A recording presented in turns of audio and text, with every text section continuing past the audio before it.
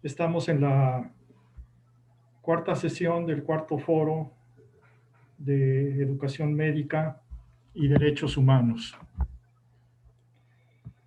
Esta cuarta semana o esta cuarta sesión nos lleva casi a la mitad del foro. El foro, recuerden que termina el día 1 de diciembre con la presentación del segundo informe de educación médica y derechos humanos. El foro se está desarrollando de manera semanal, virtualmente, siempre a través de la misma liga del Zoom. La liga que utilizaron para entrar a esta sesión es la misma liga que les va a servir para entrar a todas las próximas sesiones. El día de hoy tenemos una sesión muy especial. Vamos a presentar resultados sobre la encuesta de educación médica y derechos humanos. Desde que se fundó el observatorio, desde que se fundó el OBM, una de sus principales actividades ha sido realizar un diagnóstico sobre la situación de los derechos humanos de estudiantes de medicina y relacionar esto precisamente con la seguridad de los pacientes. A nosotros, recuerden que en este foro tiene como nombre general la educación médica y la seguridad de los pacientes. En ese sentido, en el sentido de los resultados o de las encuestas que se han estado levantando, tenemos la participación de 4 universidades, de 4 instituciones de educación superior, de escuelas y facultades de medicina. La encuesta se empezó levantando en la Universidad Veracruzana a internos, pasantes y residentes. El día de hoy vamos a presentarles a ustedes resultados de las encuestas que se hicieron a residentes. El resto de las participaciones es sobre encuestas a internos de pregrado. Después de la Universidad Veracruzana, la encuesta se levantó o se ha estado levantando en la Universidad Autónoma de Zacatecas. Después de la Universidad Autónoma de Zacatecas, la encuesta se levantó en el Instituto Universitario de Ciencias Médicas y Humanísticas de Nayarit. Y también, de manera afortunada, se levantó en la Universidad de Ciencias Médicas de San José de Costa Rica. Esto nos permite tener una visión general, a lo mejor no tan precisa como nos gustaría, pero sí una visión general de cómo está la situación del derecho a la educación y del derecho al trabajo digno en internos, en pasantes y en residentes. Nos da también la oportunidad de hacer algunas contrastaciones entre instituciones públicas e instituciones privadas, la educación médica pública y la educación médica privada. Nos permite también comparar diferentes países, ¿no? Ahora ya tenemos un referente que sería Costa Rica, para ver cómo estamos en México y Costa Rica en esta situación, y probablemente o de manera muy probable para próximos eventos ya tendremos participaciones de otros países. Para nuestro foro del día de hoy vamos a contar con la presencia de 4 distinguidos profesores. Los voy a mencionar en orden de intervención y empezaríamos entonces con nuestra invitada especial, la doctora Hilda Sancho Ugalde, de la Universidad de Ciencias Médicas. La doctora Sancho es doctora en Medicina y Cirugía de la Universidad de Costa Rica. Tiene la maestría en Ciencias por la Universidad de Costa Rica, la maestría en Ciencias Biomédicas, Fisiología por la Universidad Nacional Autónoma de México. Ella ha sido catedrática de la Universidad de Costa Rica, de la Escuela de Medicina de la Universidad de Costa Rica, durante 37 años. Fue directora de la Escuela de Medicina de la Universidad de Costa Rica de 1993 a 2001. Consultora y revisora del modelo de acreditación para las carreras de licenciatura en medicina del Sistema Nacional de Acreditación, el SINAES. Asesora e investigadora por la Organización Panamericana de la Salud sobre aspectos de calidad educativa en carreras de medicina y enfermería en la República Centroamericana, en la región centroamericana y en la República Dominicana y Belice. Es miembro activo del Colegio Médico y de Cirujanos de Costa Rica, autora de numerosas publicaciones y disertaciones sobre educación médica. Actualmente profesora de la Escuela de Medicina de la Universidad de Ciencias Médicas, UCIMED, directora de la Unidad de Aseguramiento de la Calidad Académica de dicha universidad. Le damos la más cordial bienvenida, doctora Hilda Sancho.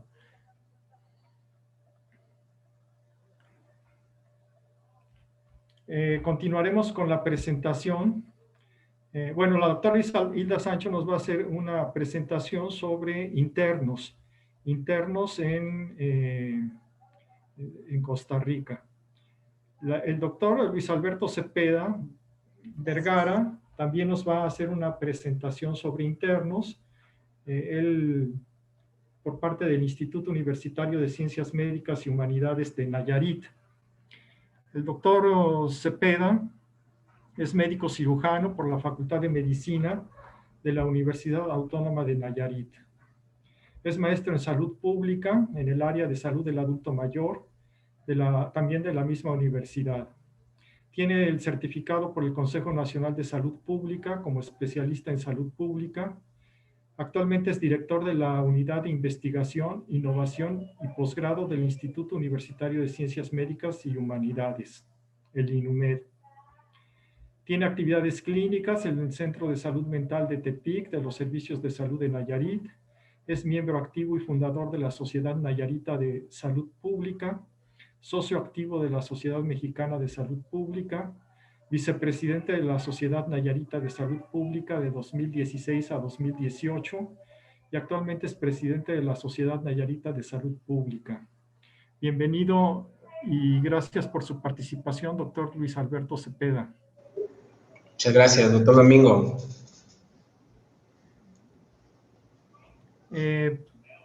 Seguiría en el orden de presentación la doctora Deyanira Ruiz de Chávez. Ella nos va a hacer una presentación sobre internos, muy interesante porque nos va a contrastar dos mediciones. La Universidad Autónoma de Zacatecas ha participado en el OVEME, en el observatorio, ya prácticamente desde que se fundó. Tiene mediciones de internos antes de la pandemia y tiene mediciones de los derechos, sobre todo del derecho a la educación y del derecho al trabajo, después de la pandemia o durante la pandemia. Entonces ella nos va a hacer una contrastación de cómo la pandemia ha impactado el derecho a la educación y al trabajo de los internos de medicina en Zacatecas. La doctora Deyanira Ruiz de Chávez es médico cirujano de la Universidad Autónoma de Zacatecas. Es maestra en Ciencias de la Salud Ocupacional por la Universidad Autónoma de Aguascalientes. Doctora en Ciencias de la Salud en el Trabajo de la Universidad de Guadalajara. Actualmente es profesora titular C con perfil deseable PRODEP, docente investigador y responsable de la maestría en Ciencias de la Salud de la Universidad Autónoma de Zacatecas. Es líder del cuerpo académico 221 de la universidad, miembro de la Asociación Mexicana de Educación en Salud Pública y miembro de la red Pienso en Latinoamérica y de la red de investigadores sobre factores psicosociales en el trabajo. Muchas gracias, doctora, por su participación. Gracias, doctor Domingo. Gracias. Terminaremos la sesión del día de hoy con resultados de los médicos residentes. El doctor Mauricio Fidel González Mendoza nos hablará de médicos residentes de la Universidad Veracruzana y enfocará de manera particular su presentación sobre la seguridad del paciente, errores médicos, supervisión, un trabajo muy interesante que está desarrollando el doctor Mauricio con base en las encuestas que se han hecho en la Universidad Veracruzana. El doctor es médico cirujano de la Facultad de Medicina Jalapa, tiene la especialidad en epidemiología aplicada de la Dirección General de Epidemiología, la maestría en investigación clínica de la Facultad de Medicina de la Universidad Veracruzana en Jalapa, doctor en ciencias en salud colectiva de la Universidad Autónoma Metropolitana Xochimilco. Actualmente es académico investigador titular C del Instituto de Salud Pública de la Universidad Veracruzana. Es médico adscrito en el Hospital Regional de Jalapa, académico de la Escuela de Medicina de la Universidad Anáhuac Jalapa, presidente de la Subcomisión de Salud Escolar de la Secretaría de Educación de Veracruz, ponente, conferencista de más de 100 trabajos en eventos académicos regionales, nacionales e internacionales, y autor de 35 artículos en revistas nacionales e internacionales. Yo a los 4 les pido una disculpa por la síntesis que me vi obligado a hacer. Hay muchísimos más méritos que mencionar de su parte, pero nos llevaríamos toda la sesión, así que sin mayor preámbulo yo le daría la palabra a la doctora Hilda Sancho para que iniciara con su presentación. Adelante, doctora. Muchas gracias, doctor, muy amable. Vamos a compartir aquí. Ahora sí. Compartir aquí.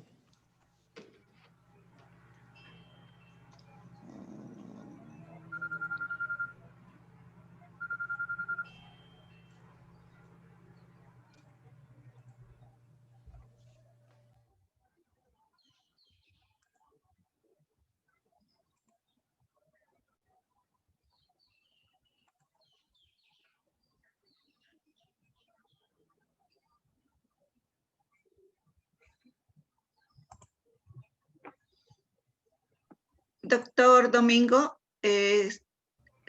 Sí, Luno. está la doctora Hilda con el micrófono apagado.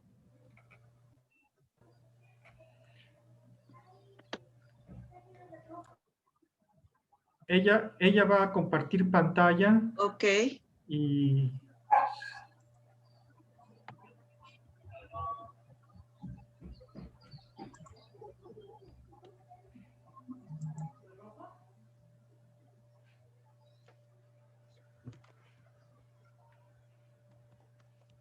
aquí. Compartir pantalla.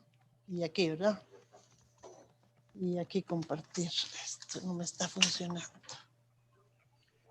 Ahí. Ahora aquí presentación. No, listo, ya vemos su pantalla, doctora. Ya. Ya di la vuelta, ya llegué.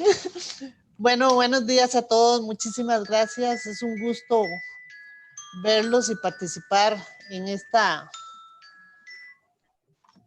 este importante foro. De nuevo, reiterar el agradecimiento al doctor Vázquez por la invitación que nos hizo para participar en el foro y para participar sobre todo en la investigación del internado clínico y los derechos humanos, que para nosotros ha sido todo un trabajo muy interesante. Esta cosita, ¿dónde la pongo? Aquí. La investigación, como decía el doctor Vázquez, forma parte de ese proyecto multicéntrico que ha estado liderando él desde el Observatorio de Educación Médica y Derechos Humanos. Y de nuevo agradecemos su invitación. Se analiza la formación en el campo de medicina a nivel del último año de la carrera y el respeto al derecho a la educación y los derechos humanos del paciente. En Costa Rica nosotros tenemos 8 escuelas de medicina que se han venido desarrollando desde 1959. La mayor creación de las escuelas de medicina fue en la década de los 90. Tenemos de esas 8 escuelas de medicina, una es estatal, la Universidad de Costa Rica con su escuela de medicina en año 59, donde inició aquí la formación médica, y el resto de escuelas son privadas. El internado está marcado por lo que viene señalando la Escuela de Medicina, porque dentro del país la norma para las escuelas privadas es que debe ser semejante o igual los cursos a la universidad estatal. Entonces el internado son cursos regulares del plan de estudios de la licenciatura de medicina, en realidad es el último año de la carrera, y son 5 cursos que duran 73 días calendario. Esos cursos están dados en las grandes áreas de medicina, medicina interna, ginecología y obstetricia, cirugía general, pediatría.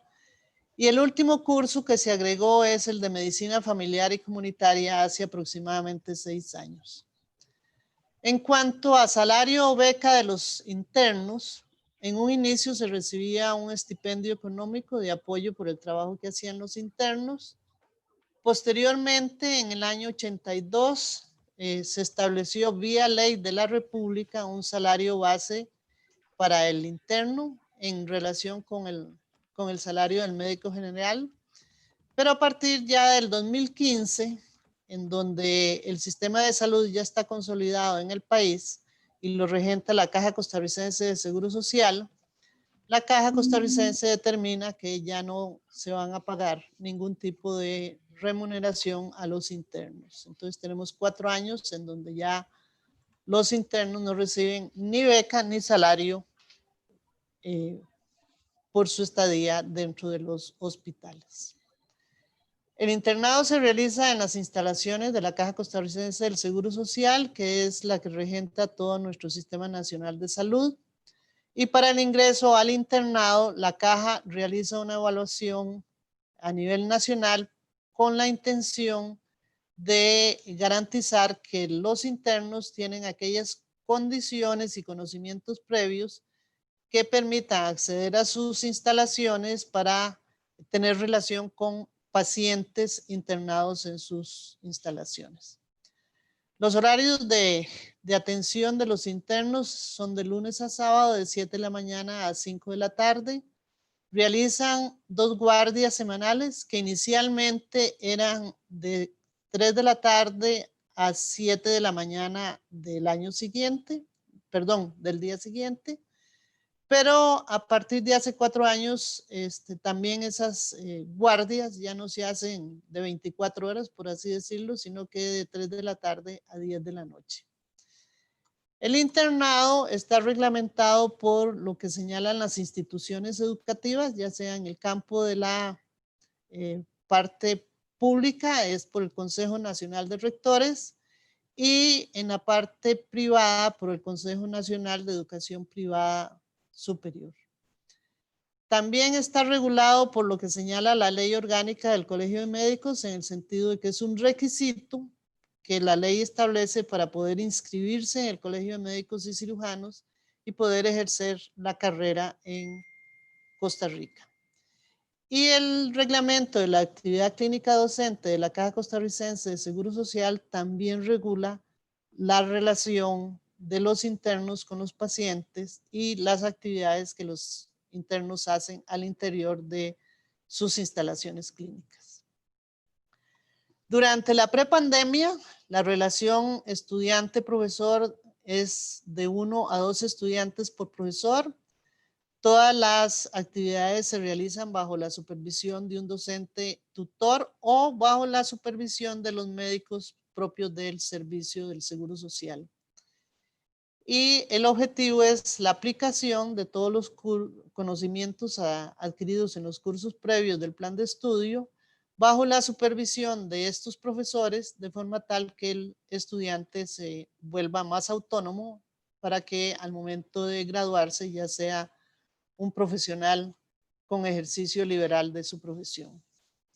Durante la pandemia, aquí que se inició el 6 de marzo de este año, es de señalar que la Caja Costarricense de Seguro Social prohibió el ingreso de todos los estudiantes, incluyendo los internos, a alguna de sus instalaciones físicas. Así que desde el 6 de marzo, nosotros no tenemos internos a nivel de las áreas clínicas.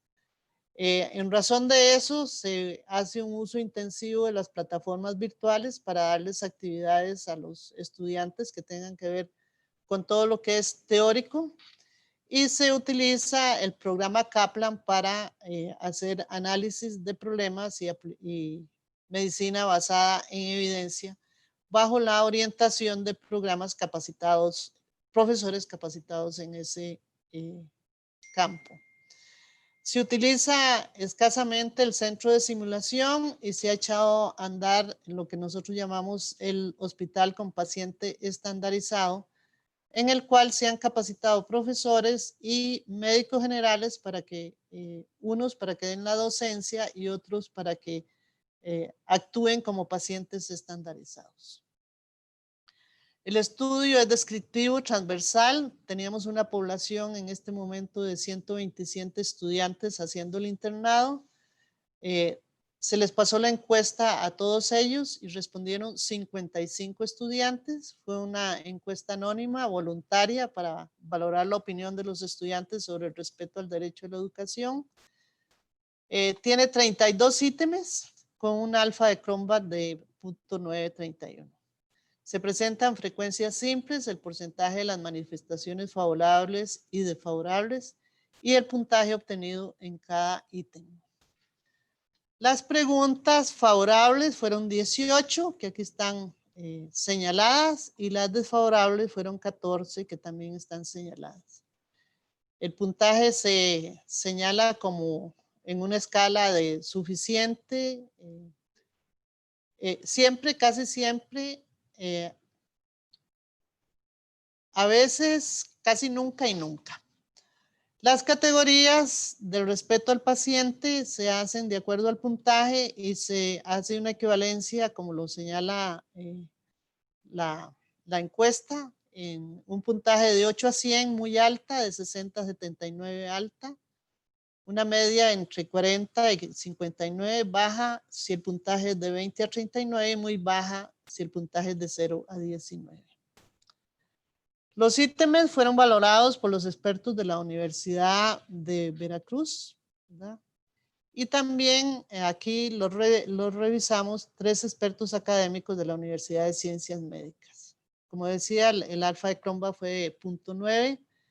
La aplicación se realizó con el sistema de encuestas universitario de la Universidad Veracruzana por vía internet. La base de datos se generó de manera automática y la evaluación global del respeto al derecho es una medida del resumen de las evaluaciones del respeto al derecho realizadas por un grupo o población determinada. El número de estudiantes que, según la encuesta, cursó el último, llamemos bloque de internado, fueron 16 en pediatría, 15 en ginecobstetricia, 13 en medicina interna, 10 en cirugía y 1 en medicina familiar y comunitaria. 44 estudiantes realizan las pasantías en hospitales de tercer nivel y 11 estudiantes realizan pasantías en hospitales regionales. Los resultados nos dan que el 65% de los estudiantes de internado son mujeres y el 35% son hombres. Las edades más frecuentes están entre 20 y 29 años de edad. La mayoría son solteros, únicamente se tiene 2 casados con hijos. En las horas dedicadas a los cursos, aquí vemos que se distribuyen entre menos de 40 horas hasta más de 100 horas, siendo la mayor frecuencia entre 41 y 80 horas semanales de dedicación a sus estudios y actividades a nivel clínico. La encuesta señala lo siguiente. En cuanto a los errores diagnósticos o terapéuticos que ellos, ¿cómo quito esto? que ellos pueden producir por falta de supervisión académica en las actividades asistenciales, el puntaje es de un 83%, lo que se da un valor muy alto. También se tiene muy alto que los profesores atendieron eficazmente las dudas que tuvo durante los procesos de atención médica. Sin embargo, también está alto los tratos discriminatorios por el género, apariencia o cualquier otra característica personal. La asistencia que le brindaron los profesores de la institución médica siempre fue con respeto y paciencia, con valores muy altos. Se producen errores diagnósticos o terapéuticos por falta de competencias clínicas en porcentajes del 76%. El respeto y la cordialidad en la institución en que encontraba también fue alto. El ambiente de cordialidad es alto, de un 73%. Los profesores de la institución médica tuvieron las condiciones laborales adecuadas para cumplir con su función educativa, aunque es alto, el porcentaje es un 69%. Las calificaciones que obtuvo en el curso de internado que concluyó se determinaron únicamente en función de objetivos educativos alcanzados. Aquí tenemos un 65% de puntaje. Y el apoyo de los profesores para realizar trabajos académicos o trámites académicos administrativos están al nivel del 61%. La institución médica en la que estuvo como médico en formación priorizó el proceso de enseñanza-aprendizaje sobre la demanda de la atención médica. Aquí es un valor medio, un 52%. El horario que cubría le permitía desarrollar actividades de esparcimiento, también es un valor medio de un 46%. Los profesores o tutores de la facultad estuvieron pendientes del desarrollo académico en la institución médica. Aquí el valor es bajo, de un 38%. Y la Facultad de Medicina le permitió encargar experiencias y conocimientos con estudiantes o profesionales de medicina extranjeros, también es bajo, de un 20%. Y en cuanto a ejecutar procedimientos médico-quirúrgicos en simuladores, el valor es muy bajo, de un 17%. En cuanto al trato digno, las tareas asistenciales que recibió estuvieron acordes con la formación técnico-profesional, el valor es alto. Las relaciones con el resto del personal de la institución se basaron en respeto y trato digno, es un 75%, es alto. La asignación de tareas que recibí fue adecuada y justa, un 74%. La institución en la que estuve me facilitó el material necesario para desempeñar mi trabajo de manera digna, un 74%. Recibió supervisión durante las actividades asistenciales por parte de la institución médica, un 71%. La realimentación que recibió en las tareas fue de un 69%. En las decisiones diagnósticas que tomó sin la asesoría de los profesores fue un 67%. Las horas de la jornada académica fueron adecuadas para las responsabilidades, un 64%, y la motivación para comunicarse y el apoyo del profesor, un 64%.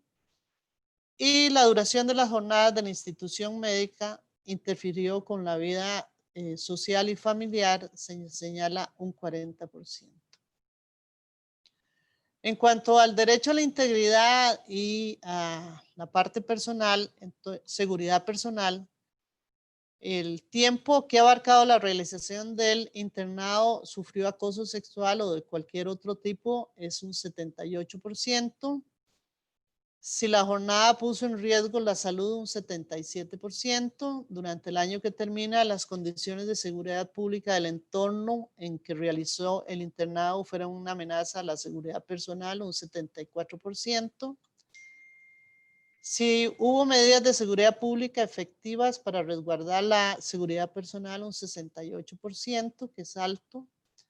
Durante la instancia sintió ansiedad o temor de recibir castigo, aquí es un valor medio, un 52%. Y si recibió beneficios de alguna organización estudiantil para mejorar condiciones de los médicos, fue muy bajo, un 8.2%. Así, los aspectos favorables o desfavorables los podemos clasificar en los siguientes. En cuanto a derecho a la educación, que son 15 ítems, hay 7 favorables y 8 desfavorables. En cuanto al derecho al trato digno, seguridad e higiene durante la formación médica, que son 8 ítems, hay 9 favorables y 2 desfavorables. Y en cuanto al derecho a la integridad y seguridad personal, de los 6, hay 1 favorable y 5 desfavorables. Esto nos da un total de 17 factores favorables, que nos representa un 55%, y de 15 factores desfavorables, que representa un 46%. Doctora, le quedan 2 minutos. Muy bien. En los indicadores globales, la mayoría salieron con un 62% más alto. Entonces, en los resultados nosotros vemos que los estudiantes, la mayoría son mujeres, solteros. Las prácticas se realizan en hospitales públicos, dedican entre 41 y 80 horas semanales a la práctica clínica. Cometió errores diagnósticos y por falta de supervisión. No adquieren todas las competencias clínicas, han recibido tratos discriminatorios y las jornadas académicas ponen en riesgo su salud. Aquí en las conclusiones vemos que la unión entre la educación y el derecho a la salud del paciente se da muy intrínseca dentro del internado. La tutoría que se debe dar está un poco disminuida, y la formación de profesionales en los ámbitos de medicina en el espacio nuestro se da en hospitales públicos. Y pareciera que no se tiene muy claro que los estudiantes no son trabajadores, sino que son estudiantes. Hay 55% de eventos favorables y hay 45% de eventos desfavorables. Se priorizó en la institución la demanda de la atención médica sobre el proceso de la enseñanza. Y en conclusión, se debe de ver cómo se establecen unas mejores relaciones con nuestro sistema de salud para garantizar los derechos de la educación y el derecho a la salud de nuestros estudiantes. Muchísimas gracias a todos por la atención y quedamos abiertas a las preguntas que ustedes consideren necesarias. Gracias, doctor. Gracias a usted, doctora. Les recuerdo que el evento se está transmitiendo por Zoom y por Face. Y ya empezaron a llegar las preguntas para nuestros ponentes, para la doctora Hilda. Las revisaremos al final de las presentaciones. A continuación, le damos la palabra al doctor Luis Alberto Cepeda Vergara. Adelante, doctor. Sí, bien. Buenos días. ¿Permitirá compartir la pantalla?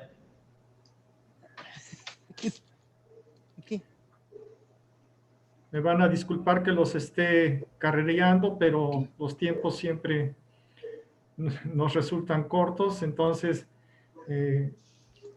recuerden, 15 minutos, más o menos 1 o 2 minutos.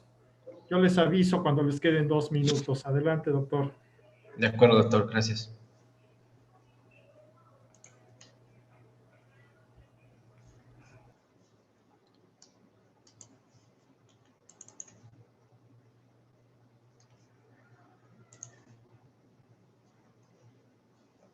Bien, no sé si ya se pueda observar la pantalla. Ya la vemos. Sí, señor, ya la... Perfecto. Pues, primero que nada, buenos días a todos. Agradezco al doctor Domingo por la oportunidad que nos da de participar en este estudio multicéntrico.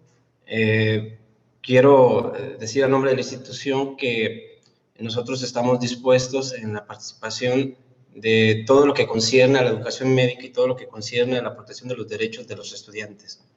En ese sentido, antes de iniciar la presentación, quiero decir que los estudiantes que tuvieron la oportunidad de participar en esta encuesta, pues son estudiantes de medicina que egresaron del 4º año y que por lo tanto es un año de internado en que logran recibir su educación médica. En nuestro caso, como universidad privada, tuvimos oportunidad de enviar a nuestros estudiantes en todo el país prácticamente. Estuvieron participando tanto en la localidad de aquí de Tepit, como en otros estados, como Sonora, en la ciudad de Mazatlán, en el estado de Irapuato, en la ciudad de Irapuato, en San Luis Potosí, en Puerto Vallarta, en Baja California Sur, en Querétaro. Y de estos 40 estudiantes que estuvieron haciendo el internado, solamente 37 desearon participar en la encuesta. Ellos estuvieron distribuidos tanto en hospitales privados como públicos, así como hospitales militares. En ese sentido, las edades de los participantes, la mayoría está entre los 22 a los 24 años, 46% corresponde al sexo femenino, al sexo masculino, y el 54% al sexo masculino. El estado civil, la mayoría de ellos son solteros, solamente el 5% está casado, y 11% de los participantes tienen hijos. Llama la atención aquí en las horas promedio de trabajo por semana que tuvieron durante el último año, casi el 50% estuvo entre las 81 horas a 100 horas. En lo que corresponde al ambiente de cordialidad y respeto dentro de la unidad que se encontraba, la mayor parte, más del 80%, respondió que casi siempre o siempre tuvo un ambiente de cordialidad y respeto dentro de la unidad médica que se encontraba, así como también algunos, que sí es casi más de un 20%, recibió tratos discriminatorios por su género, apariencia o cualquier otra característica personal. En lo que corresponde a si recibió apoyo para asistir a las actividades académicas correspondientes al plan de estudios, la mayoría, casi del 80%, sí recibió este tipo de apoyo en las unidades médicas donde se encontraba. En lo que corresponde a la unidad médica en la que estuvo, si su médico en formación le priorizó el proceso de enseñanza-aprendizaje, la mayoría también respondió positivamente de que sí recibió un apoyo de sus profesores, así como también la atención de manera presencial y el proceso de atención médica en los que participó también fue despejado sus dudas. La asistencia que brindaban los profesores en la unidad médica siempre fue con respeto y paciencia, dirigiéndose de manera adecuada. La mayor parte recibió esa asistencia por parte de los profesores. Muchos de ellos incluso al principio de acudir al internado fuera del estado, tuvieron pues una gran incertidumbre y ansiedad por las circunstancias en las que prácticamente no desconocían en las que iban a estar, sobre todo en aquellos hospitales que son militares, pero sin embargo, después de estar en una estancia de algunos meses, tuvieron una agradable permanencia, dado que la enseñanza fue una situación prioritaria dentro de esos nosocomios. En lo que corresponde al horario que cubrían, si les permitía desarrollar actividades de esparcimiento, pues aquí la mayoría comentó pues que no tenían ese tiempo suficiente para desarrollar actividades de esparcimiento. Si tuvo oportunidad de ejecutar procedimientos médicos quirúrgicos en simuladores, esta pregunta corresponde mucho también a la situación de cada uno de los hospitales, dado que algunos de ellos no cuentan con este equipamiento y por lo tanto no cuentan con este tipo de actividades. Los profesores de la unidad médica tuvieron las condiciones laborales adecuadas para cumplir con su función educativa. La gran mayoría de los estudiantes comentaron que sí tuvieron el respaldo de los profesores para cumplir su función educativa. En lo que corresponde a los errores diagnósticos y terapéuticos por falta de supervisión académica durante sus actividades asistenciales que realizó en la unidad, la mayoría comentó que no había cometido errores o casi nunca había cometido errores. En lo que corresponde a los errores diagnósticos o terapéuticos por falta de competencias clínicas, la mayoría se sintió muy preparado o preparado para atender este tipo de situaciones. En lo que corresponde a si sus profesores o tutores de la Facultad de Medicina estuvieron pendientes a su desarrollo académico en la unidad médica, aquí hay una situación porque es una, digamos, una información que está dispersa y que casi el 35% pues nunca, el 16% casi nunca, y llama la atención que el 32% a veces. La Facultad de Medicina me permitió intercambiar experiencias y conocimientos con estudiantes o profesionistas de la medicina extranjeros mediante foros o actividades que realizaron. Cabe destacar que esta encuesta se realizó casi a finales de su internado y en ese sentido se vino lo que fue las medidas epidemiológicas y los estudiantes dejaron de asistir a las unidades médicas. Por lo tanto, sí se presentaron foros virtuales en donde intercambiaron conocimientos, algunos de ellos con otros estudiantes de otros países. Las calificaciones que obtuvo en el curso que acaba de concluir internado en este caso, determinadas únicamente en función a los objetivos educativos alcanzados. La mayoría comentó que sí. De hecho, cada mes estaban siendo evaluados los estudiantes. Nosotros les damos un seguimiento dentro de la institución, ya sea por vía telefónica, y organizamos dos, digamos, supervisiones por año. La asignación de tareas que recibió fue adecuada y justa. La mayoría comenta que también lo consideró justo. Las tareas asistenciales que recibí en la unidad médica estuvieron acordes con la formación técnico-profesional que corresponde a mi nivel educativo. La mayoría también comentó de una manera afirmativa que sí correspondía. La unidad médica en que estuve me facilitó el material necesario para desempeñar mi trabajo de manera digna. El 80% correspondió positivamente. Y consideró que las horas comprendidas en mi jornada académico-laboral fueron adecuadas con mis responsabilidades. La mayor parte de los estudiantes también comentó que sí fueron de acuerdo a sus responsabilidades. Pude parar de trabajar para atender necesidades como descansar o tomar alimentos durante las jornadas de trabajo. Aquí hay una situación, más del 50% pues, tuvo una desfavorable opinión en relación a este ítem. La duración de las jornadas en la unidad médica hospital y de vida social y familiar. La mayoría también comenta que pues, prácticamente sí interfirió. Recibí supervisión durante mis actividades asistenciales por parte del personal de la unidad médica.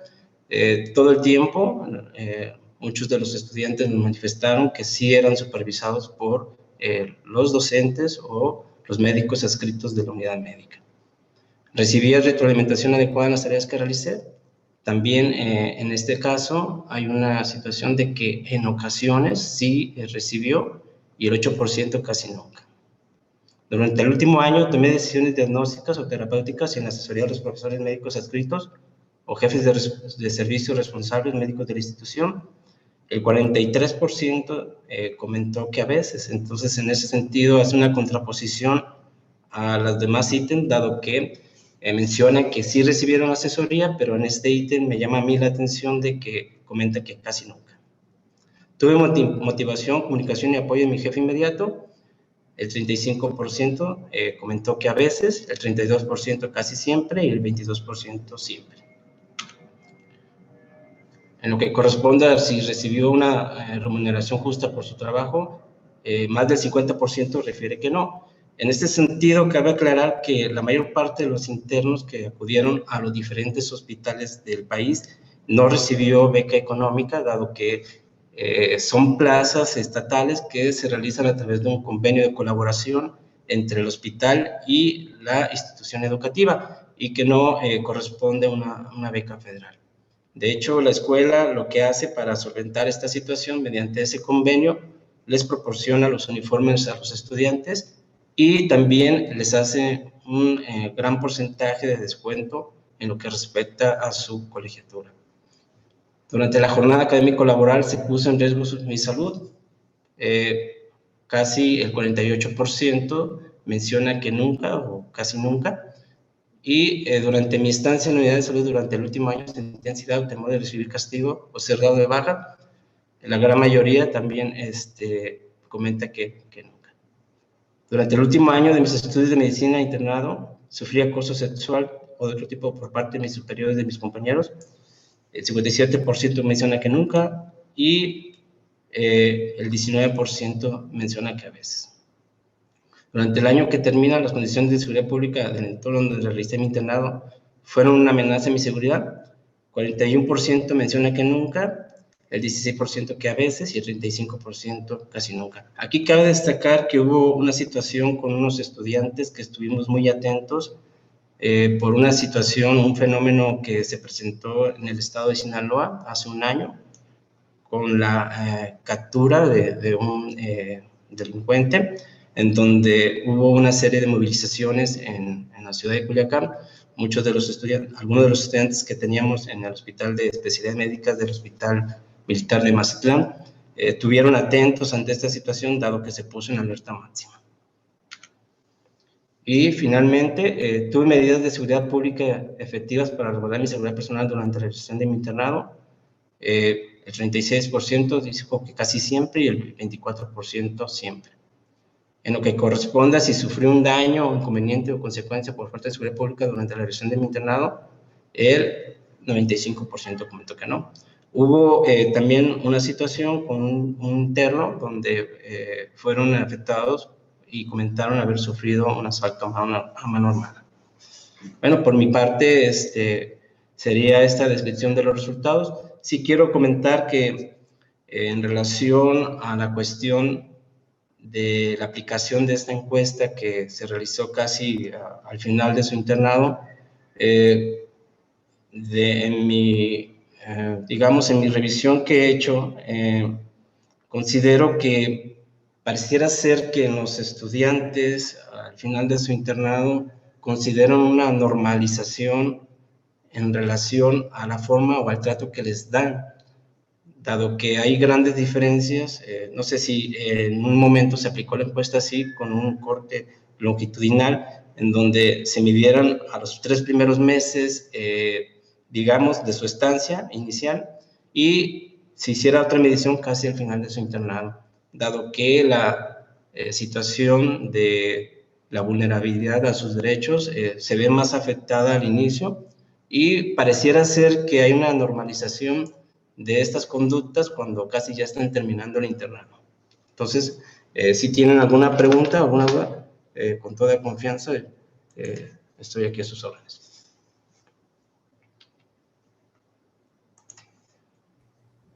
Gracias, doctor Cepeda. Muy interesante y muy valiosa la propuesta. Y esto de la normalización de lo que pasa en los hospitales con los internos, los pasantes y los residentes es realmente todo un tema, ¿no? Después hay quienes no les pasa eso, no se tienen que desvelar o no se tienen que quedar a guardia y dicen pues, que no están llevando a cabo un buen internado. Eso lo tendremos que discutir mucho adelante. Muchas gracias. Continuaremos con la doctora Deyanira Ruiz de Chávez. Adelante, doctora.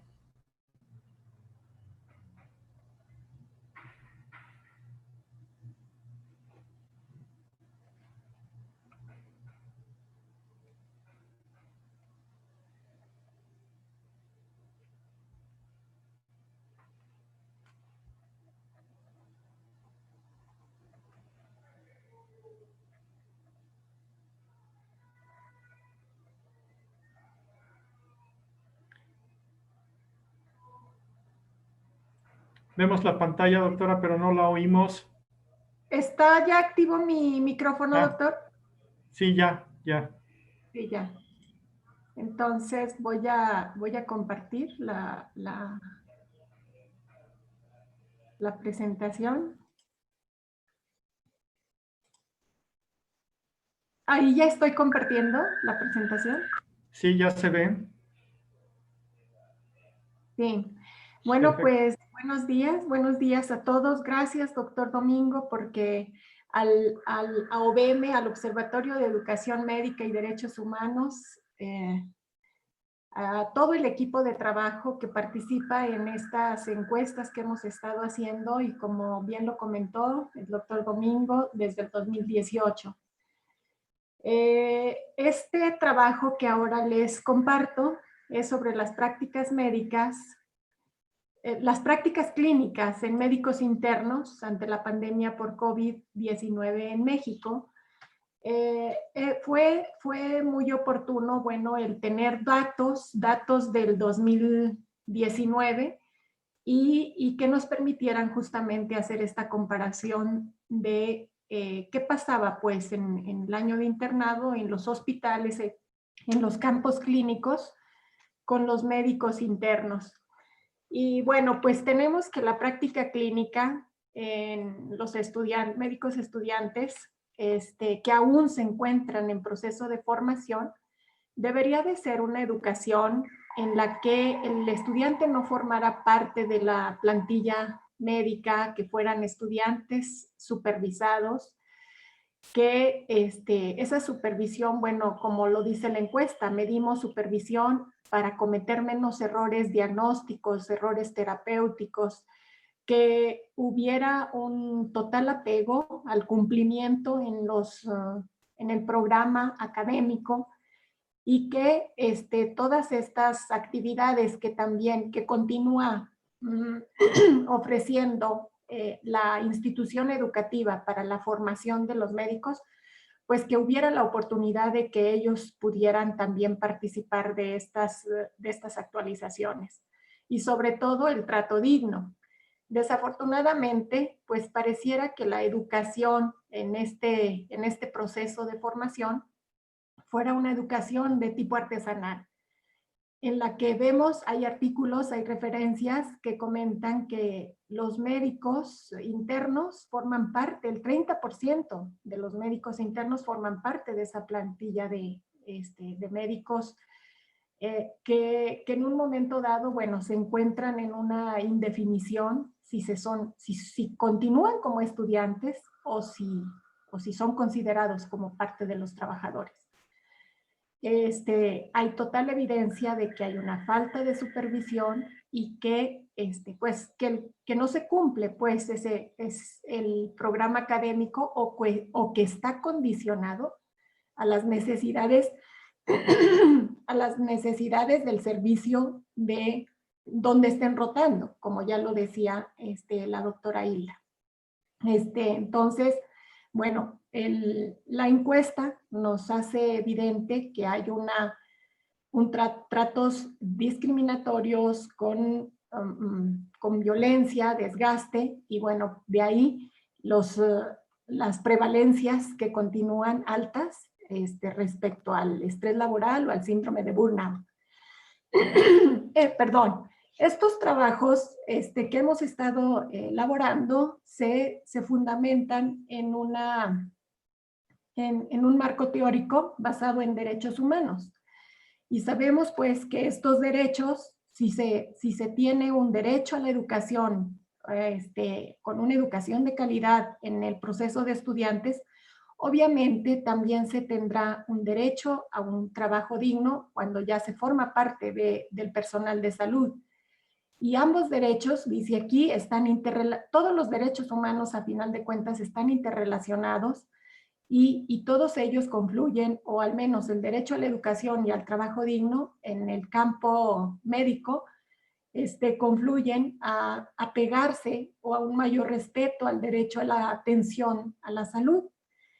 Desafortunadamente, bueno, pues vemos que los estudiantes de medicina en las unidades médicas en México son contabilizados muchas veces como médicos en contacto directo con los pacientes, formando parte de una plantilla de trabajadores, y existe pues la pregunta de investigación si estos médicos en formación son estudiantes o son trabajadores.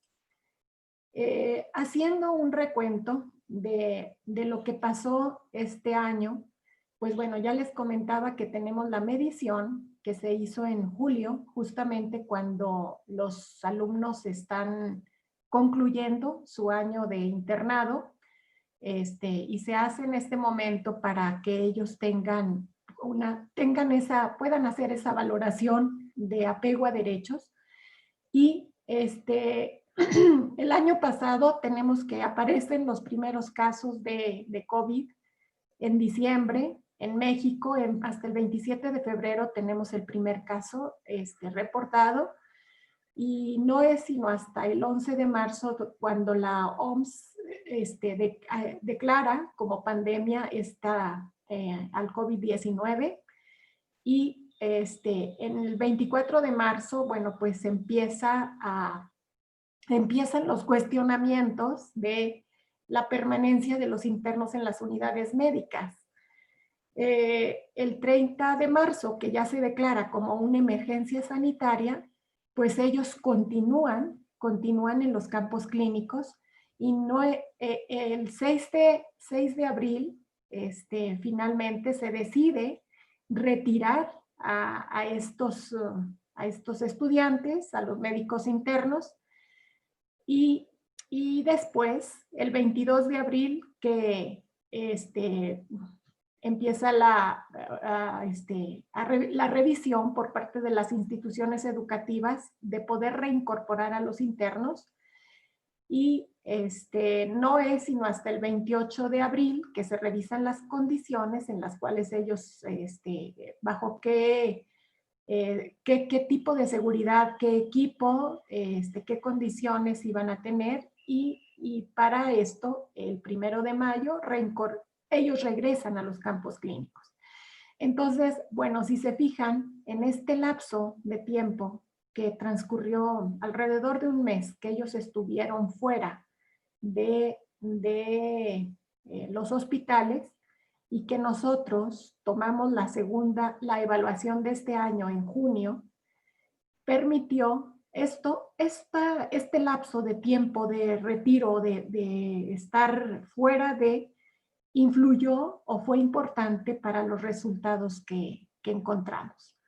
Como ya lo han comentado los compañeros, esta encuesta nosotros la aplicamos en línea y siempre se ha hecho así, durante y fuera de pandemia, a través del Observatorio de Educación Médica y Derechos Humanos, que es una plataforma en la cual se accede a la encuesta en una liga y de manera virtual, y donde se evalúa el derecho a la educación con 15 ítems, el derecho al trabajo digno con 11 ítems, y bueno, la participación de los internos fue muy similar. Tuvimos en el 2019, bueno, fue un mayor número de participantes con 154.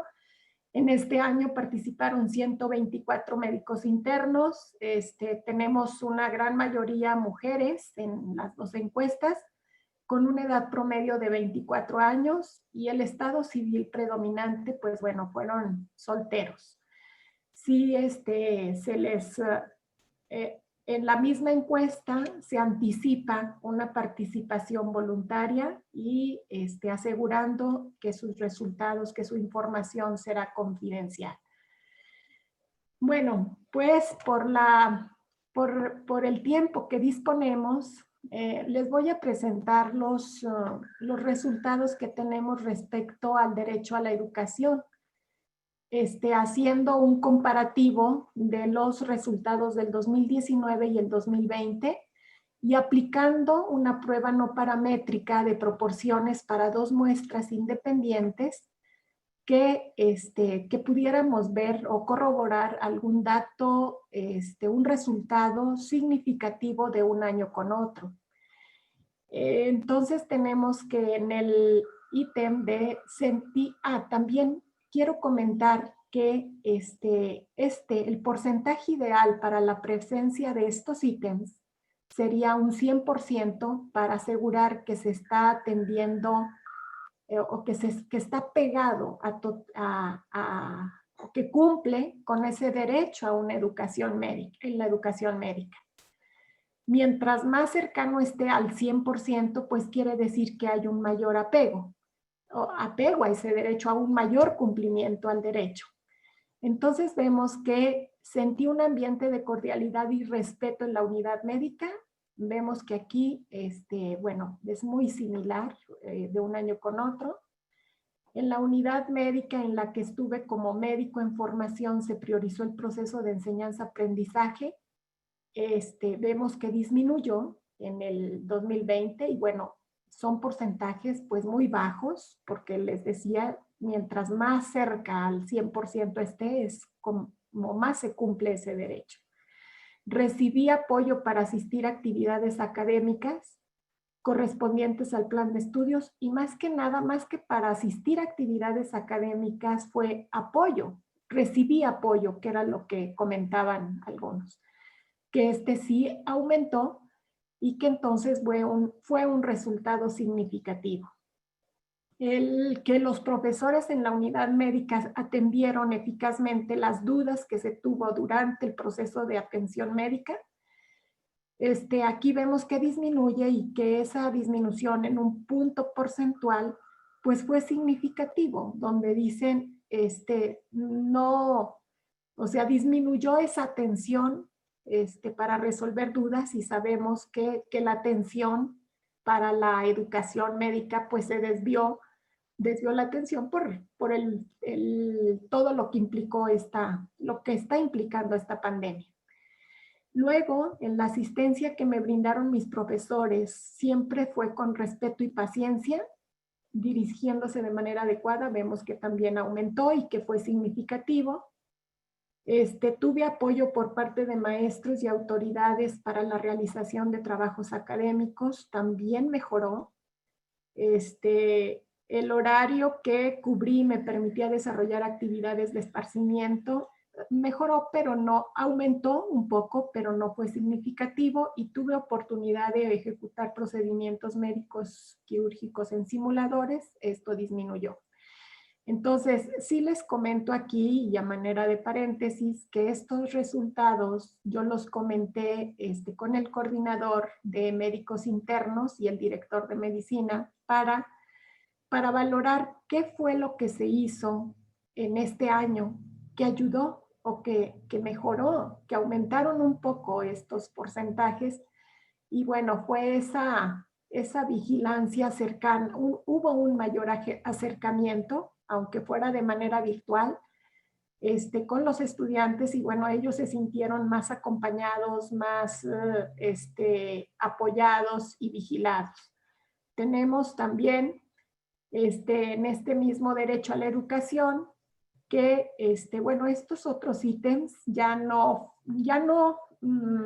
se incrementaron y no fueron significativos y bueno, pues vemos que mis profesores tuvieron en la unidad médica tuvieron condiciones adecuadas para cumplir la función educativa, disminuyó. La facultad médica me permitió intercambiar experiencias con profesionales extranjeros, pues lo comentan, digo, sí aumenta, pero bueno, esto pudo haberse dado también de manera virtual.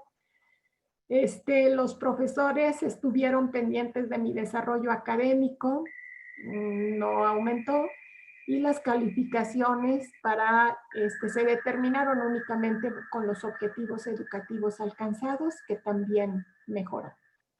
Por otro lado, hay ítems desfavorables o que estos no deberían de estar presentes, estos porcentajes, que aquí debería de ser cero, más cercano al cero, porque deberíamos de tener resultados en tratos discriminatorios cero. Sin embargo, bueno, pues tenemos un 33% en el 2020 que también aumentó. Cometí errores diagnósticos, el 30%, y errores diagnósticos o terapéuticos por falta de supervisión, que aumentó, y cometí errores diagnósticos o terapéuticos por falta de competencias clínicas, que también está presente. Y que repito, esto debería de estar más cercano al cero para valorarse como un mayor cumplimiento a ese derecho. Por otro lado, ya 2 minutos, Deyanira. 2 minutos, ¿sí? Doctora. Sí, muy bien, gracias, doctor. En cuanto al derecho al trabajo digno, bueno, voy a comentar que todos aumentaron, algunos aumentaron 1 o 2 puntos porcentuales, sin embargo, no fueron significativos, que la asignación fuera adecuada y justa, que las tareas estuvieran acordes a la formación médica, que se facilitara el material. Sin embargo, bueno, hubo este ítem de pude parar de trabajar para atender necesidades como descansar o tomar alimentos, que fue significativo, que aumentó y que, bueno, está muy en relación a ese a ese descanso que tuvieron los médicos internos. En este otro, que también es un porcentaje ideal, cercano al 0, y que veamos que estos que están muy altos, la duración de las jornadas interfieren con la vida social y familiar, que lo califican muy alto, y el sentirse ansiosos de perder el trabajo, pero más que de perder el trabajo, de perder el año de internado en las condiciones actuales de la pandemia. Bueno, como conclusiones, podemos decir que en México no hay un protocolo de actuación ante emergencias sanitarias, y yo creo que esta emergencia pues nos sorprendió a todos. Hubo mucha confusión en un inicio, confusión para saber si las instituciones educativas estaban en condiciones de retirar a este médico en formación o si estaba a disposición de la institución de salud. En algunos indicadores valoramos que del 2019 al 2020 mejoró el respeto al derecho a la educación en médicos internos. Sin embargo, vemos que eso que mejoró no realmente es poco significativo, y que para hablar de una calidad en la educación superior debe estar estrechamente relacionado al respeto y a una garantía de derechos humanos en los estudiantes, en esta figura del profesional médico. Pues eso es todo de mi parte, doctor. Si nos hablan de 2 minutos y empezamos a acelerarnos, pero bueno, resultados, sí veo que tiene porcentajes más altos Costa Rica, pero bueno, pues ahí andamos, ¿no? Entonces hay tarea que continuar. Gracias, doctora Deyanira. Para cerrar las presentaciones, el doctor Mauricio Fidel Mendoza nos hablará sobre médicos residentes. La misma encuesta, pero para médicos residentes. Adelante, doctor. Bienvenido.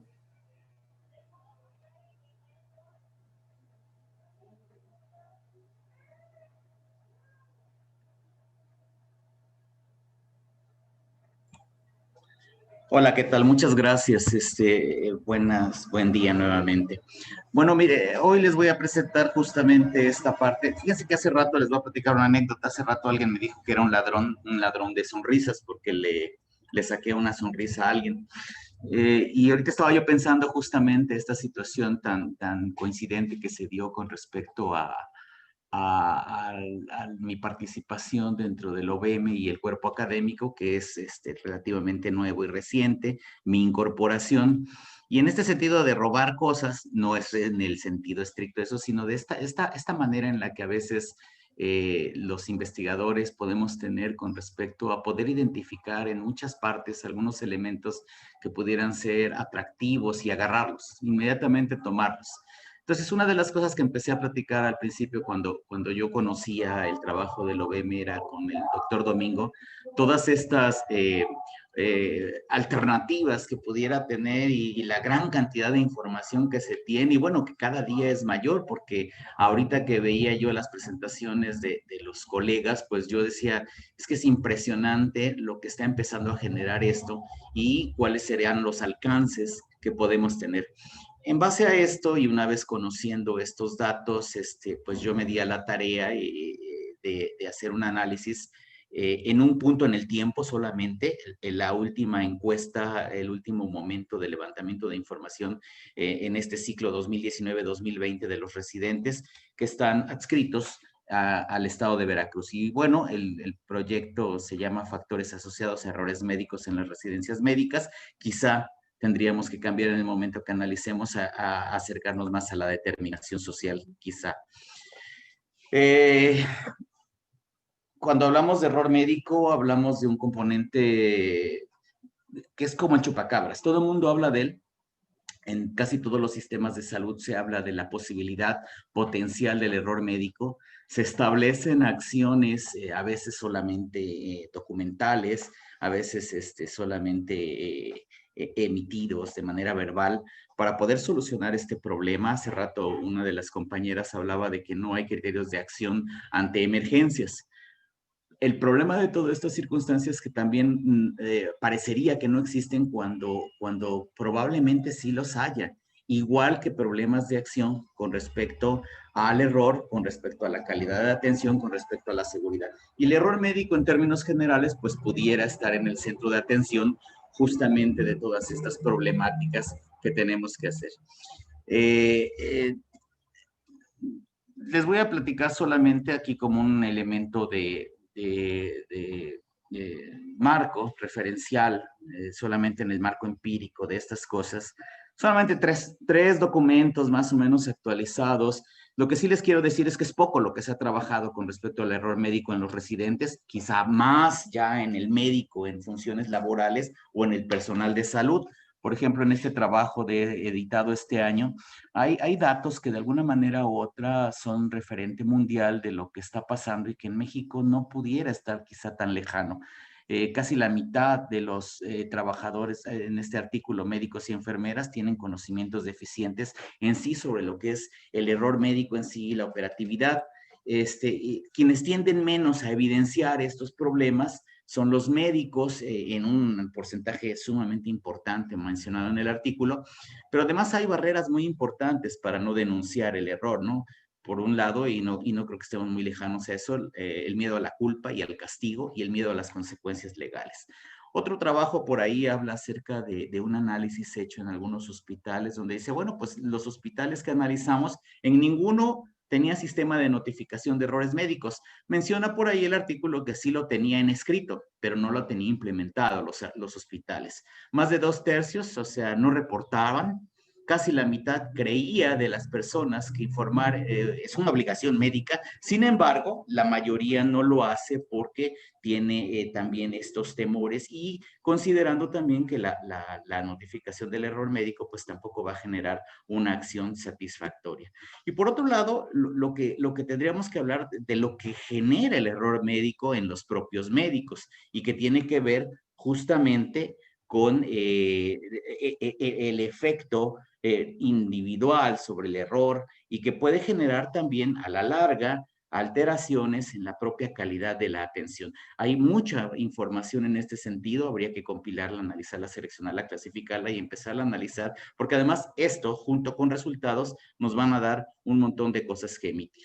No me voy a detener mucho en el cuestionario, ustedes ya escucharon hace rato que pues ya se tiene experiencia en este cuestionario que fue generado hace tiempo, ya su calidad está probada, sus factores de validez han sido evaluados y de alguna manera u otra tiene valores muy importantes en este sentido.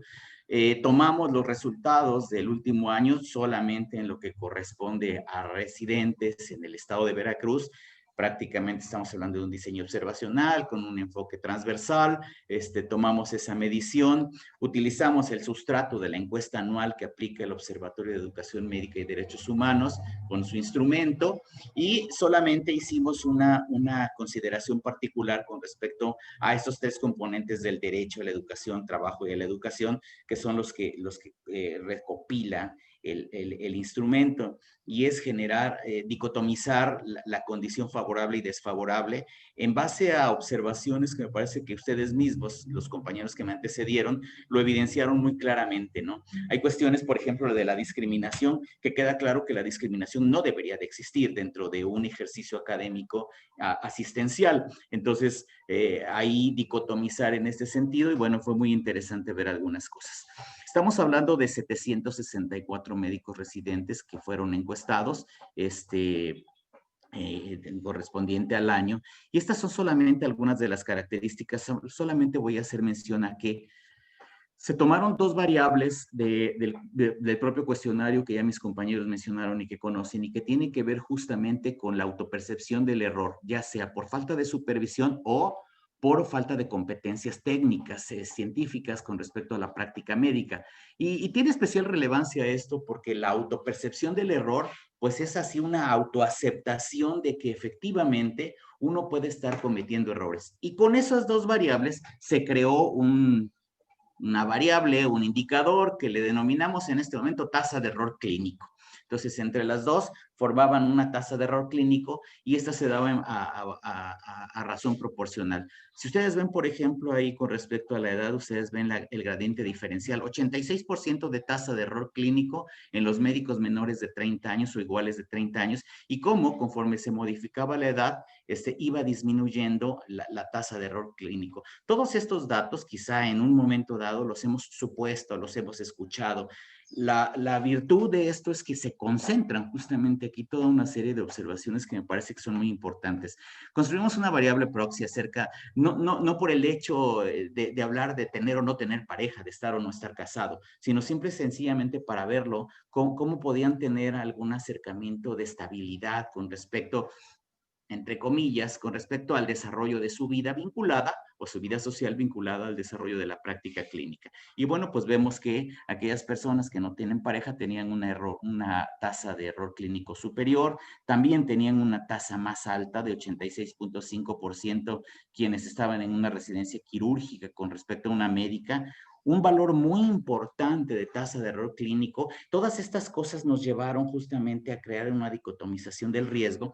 Pues si vemos ahí un porcentaje importante de riesgo de tasa de error clínico en aquellas unidades hospitalarias para población abierta, en contraste con aquellas unidades de seguridad social. De alguna manera u otra sabemos que existen quizá diferencias académicas con respecto al desarrollo de esto. Y lo último, pues el número de horas a la semana, que lo que sí vimos es que había así como que dos picos, ¿no? O sea, si trabajabas muy poquito, o por lo menos si percibías que estabas muy poco dedicándole a esto, o si trabajabas mucho.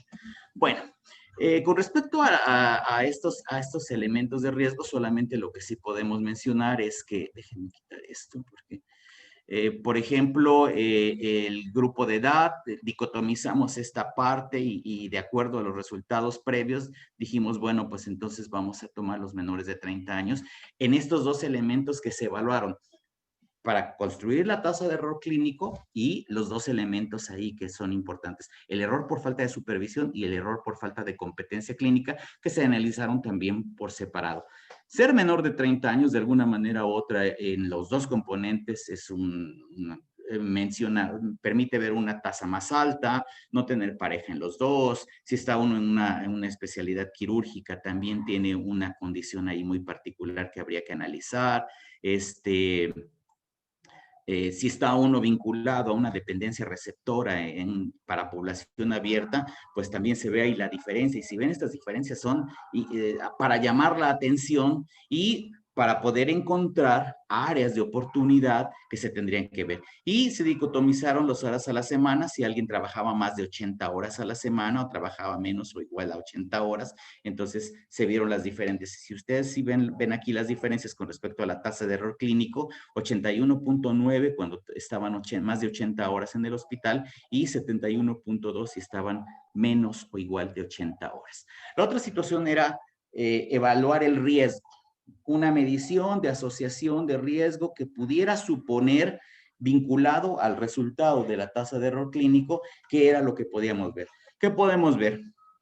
3 veces más probabilidades de que se cometan errores si alguien está realizando una especialidad en una unidad hospitalaria para población abierta, 2.42 si es menor de 30 años, 2.56 de mayor riesgo si estás en una residencia quirúrgica, 1.84 y 1.82 si estás más de 80 horas o si tienes alguna especie vinculante observada de tu convivencia con pareja. Entonces, de alguna manera ahora era también ir perfilando las condiciones personales de estos residentes. Se tomaron los 3 bloques que ya se mencionaron en trabajos anteriores acerca de los 3 componentes de derecho, o sea, para identificar factores favorables o desfavorables. No me voy a detener mucho, esto ya es el compilado. Si ustedes ven aquí, este es lo que es el riesgo. Tenemos ahí el 1 y de aquí para adelante la posibilidad de riesgo incrementado o la disminución del riesgo y hasta quizá en algunos de ellos pudiéramos hablar de factores protectores, solamente a manera de ejemplo. Por ejemplo, vemos cómo se comporta tratos discriminatorios como un factor de riesgo importante para el error médico, en lo que es lo referente al derecho al trabajo, la jornada en la unidad médica cuando estaba por arriba o fuera de algún rango que me alterara la vida. La otra, la toma de decisiones sin asesoría, también con una asociación muy elevada. Con respecto al derecho a la salud, vemos por ahí 4 aspectos que de alguna manera u otra incrementan el riesgo para la posibilidad de error clínico, el acoso, el riesgo a la salud percibido, la sensación de ansiedad, eso que mencionaron hace rato, a perder la plaza o a ser sancionado en algún momento dado, y aquella cuestión vinculada a la seguridad pública, o sea, esa percepción que se tiene de la inseguridad pública, quizás hasta de las puertas de la unidad hospitalaria para afuera, ¿no? Entonces, esos son 3 elementos. ¿Qué me permitía hacer? Esto es un atrevimiento de alguna manera u otra. Sé que quizá no sea la forma correcta, pero trabajando sobre esto dije, bueno, ¿cuál podría ser el perfil del error médico en la residencia? Bueno, pues de acuerdo a estos resultados, solamente a los que analizamos aquí diríamos, bueno, si es un hombre o mujer parece ser igual, pero si es menor de 30 años de edad, si es soltero, si preferentemente es de una especialidad quirúrgica, que esté desarrollando estudios en un hospital para población abierta y que dedique más de 80 horas a la semana en el hospital, sin ser relevante el grado de desarrollo de la residencia, es muy probable que estemos hablando de que ahí se conjuntan una serie de elementos importantes, personales, individuales, para el error clínico.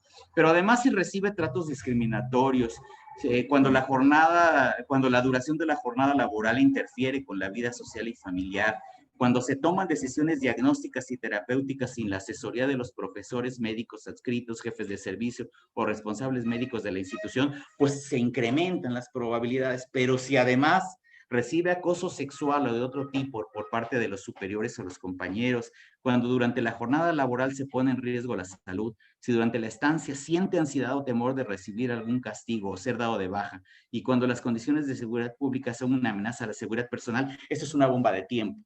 Una bomba de tiempo que define justamente el perfil del error médico en la residencia. Pero tampoco soy tan negativo en ese sentido. Dije, bueno, ¿y cuáles serían el compilado de esas variables que mencionaron? Reducción del riesgo o quizá hasta criterios de conformación para la protección ante el error médico. Bueno, ser hombre o mujer es un hecho indistinto igualmente.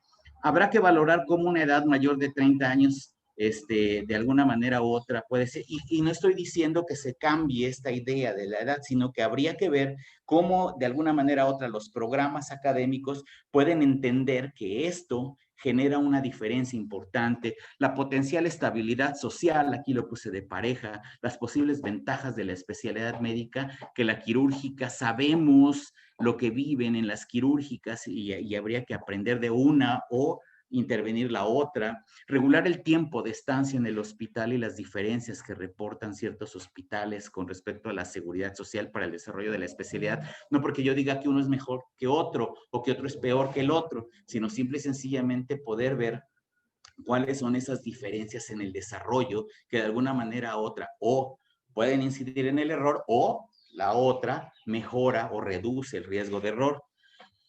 Cuando podemos entender, y estas son las variables que manifestaron reducción del riesgo, un espacio formativo donde prevalezca el respeto, donde se priorice en la enseñanza, aprendizaje por sobre lo asistencial, donde hay asistencia y tutoría académica, lo cual incluye a los profesores de residencias médicas, porque eso es muy importante, se tiene que incluir al profesor de residencias médicas, y donde la facultad o escuela se involucra en la formación y dan seguimiento a los procesos académicos, eso abona a la prevención del error. Pero si además hay congruencia y equilibrio entre la intención formativa y el desarrollo del proceso, si hubo remuneración justa y horarios de trabajo asistencial y académico adecuados, se atendió la salud mental como un aspecto relevante de los becarios, existe preocupación por la seguridad y en ello participan instancias académicas externas vinculadas con la formación de especialistas médicos, todos ellos pues son justamente esta vacuna para poder incidir sobre el error médico como este indicador proxy que está ahí poniendo en tela de juicio el desarrollo de las residencias. Solamente para terminar, creo que para poder discutir esto, hay mucho todavía que discutirlo, estamos justamente desarrollando esto con el equipo del cuerpo académico. Y por un lado, pues, independientemente de los resultados que vemos ahorita, de los resultados que podamos ver, hay que incrementarlos, hay que visibilizar lo que está ocurriendo, a permitir la visibilización y crear mecanismos de analogía que nos sean útiles para, uno, no solo la comparación, sino también el aprendizaje de aquellas cosas que puedan estar bien o aquellos elementos que me permiten a mí prevenir. Sin duda, la política pública ha sido un talón de Aquiles para lo que es la formación médica y en el ámbito de la residencia me parece que ahí hace crisis total, porque además es el último recodo donde quizá podríamos rescatar una mejora concurrente de una práctica médica más humanizada, más social, más proactiva en este sentido, pero que además vea el espacio docente asistencial. Ya no podemos seguir permitiendo que estén por separado en esta distancia casi divorciada los espacios asistentes y asistencial. Yo considero que hay que dignificar el proceso formativo. O sea, hay demasiados aspectos que alteran la dignidad en la formación, en las expectativas que se tienen con respecto al desarrollo de una especialidad. Para quienes desarrollan, yo tuve la oportunidad de estar en una especialidad y las historias son terroríficas desde entonces y hasta hoy. O sea, entonces creo que ahí hay cosas que habría que... Mauricio. Sí, Domingo, muchas gracias. Es relevante que podamos evaluar resultados, compartir resultados, conjuntar esta intención que tiene OBM de hacer un trabajo multicéntrico, como mencionaba un compañero antes que me precedió, es muy importante tenerlo. Hay que poner en el centro de atención de las estrategias y de las metas la salud integral del médico residente, del estudiante de medicina, pero igual del personal de salud. O sea, en tanto creamos o podamos crear una condición favorable en ese sentido, ese va a ser siempre aspiracional. Y bueno, pues todo esto tendrá que abonar en un precepto de calidad educativa que, si ustedes se dan cuenta, es en gran medida lo que marca el perfil de la prevención del error médico en la residencia médica. Entonces, les agradezco mucho, gracias, y ahí están los resultados de esta primera evaluación. Gracias.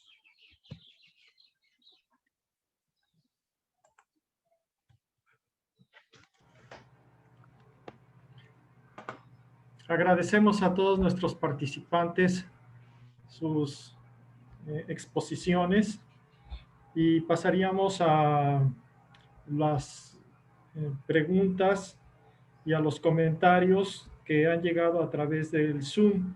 Yo le pediría a la maestra Isa María Ramírez González que nos hiciera favor de exponernos lo que nos han compartido los participantes en el Zoom. Claro que sí, muy buenos días. Pues más que nada, felicitaciones a los ponentes. Excelente trabajo, doctora Deyanira, felicidades. Excelente análisis, doctor Mauricio. Y un comentario de la compañera Sandra. Felicidades, doctor, por su exposición y análisis. Deberían ser la base en la formación de los profesionales en diferentes especialidades. Solamente comentarios, doctor. No hay preguntas. Felicitaciones para todos. Gracias, maestra. En el Face tenemos a la doctora Carolina Delgado Domínguez para que nos haga nos platique sobre las preguntas y comentarios del Face. Adelante, Caro, por favor. Sí, aquí, buenos días a todos. Creo que la mayoría de las preguntas estuvieron aquí en Facebook. Las voy a leer todas y ya al final cada uno que las que haga favor de responderlas. La doctora Dulce María Cinta Loaiza, para la doctora Hilda, ¿cuáles fueron las razones para no pagar ahora a los internos? ¿Cómo ha afectado esto a los internos? ¿La universidad estatal tampoco les paga nada? Otra pregunta también de la doctora Dulce María. Si se diseñara una encuesta similar de respeto a la educación a los médicos que funcionan como docentes, ¿usted cree que serviría para contrastar lo dicho por los internos con la otra perspectiva de los docentes? Otra pregunta para la doctora Hilda. ¿Consideraría usted que en Costa Rica los estudios de medicina se han feminizado? Generalmente en el pasado se pensaba que la medicina era una profesión masculina. Y de ahí, nuevamente la doctora Cinta para el doctor Luis. Por ser ustedes una universidad privada, ¿es esto una ventaja para lograr la entrada de los internos a realizar su internado? Para el doctor Luis, no estoy segura si se usó el mismo cuestionario con la Universidad de Costa Rica, pero si así fue, ¿se han realizado estudios comparativos? Usted presenta unos datos que dan una realidad diferente a la percepción entre los internos en Costa Rica y los de México. Y los de México en imágenes. Los de México. De la doctora Beatriz Vargas, en algunas universidades privadas se ha dejado pendiente la realización del internado durante la pandemia. ¿Están llevando algún programa educativo durante este periodo? Alfa Noé, se les ofreció confidencialidad de los datos, se mantuvo en anonimato sus datos personales.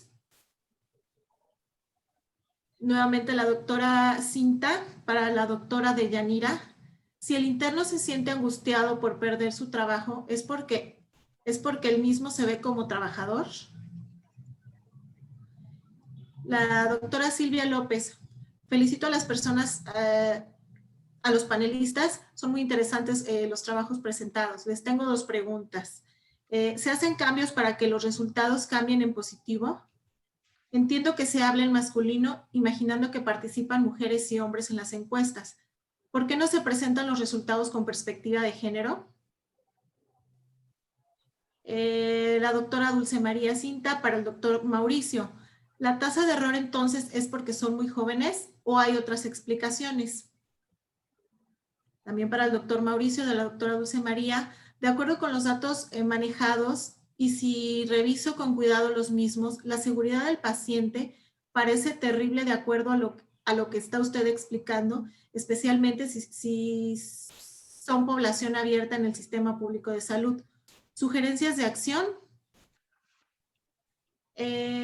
Beatriz Vargas, tanto en internos como en residentes, de acuerdo a sus resultados, entiendo que va también para el doctor Mauricio, al considerar que al mejorar las condiciones mejoran los resultados, ¿cuál es la propuesta